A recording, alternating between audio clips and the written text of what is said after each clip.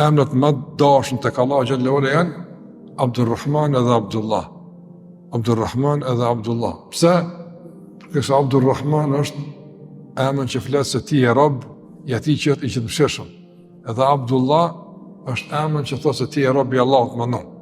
Andaj ky emër që është i ndërlidhur me nështrimin dhe Allahut, emër që është i ndërlidhur me adhurimin dhe Allahu xhallahu ala, padyshim se është nga emrat më të mirë të Allahut te barekote. Kjo që thotë pejgamberi sa këto emrat më të dashur tek Allahu, nuk do mos se emrat e tjerë Allahu nuk i don larg asaj. Allahu xhallahu ala ka përzgjedhur që i dërguari i tij pas emrit Muhammed, jo Abdulrahman. Apo po për shkak se ky emër Muhammed ka një kuptim tjetër, që realisht i përshtatet figurës së Muhammedit alayhi salatu wasallam. Nëse emri Muhammed çfarë kuptimi ka? Muhammed është ai që ta jenë mbledh krejt cilësitë e lavdruara. Një që i ka cilësi që lavdrohet, çka do që të bën ai? Kur flet, kur të rrin, kur tes lavdrohet.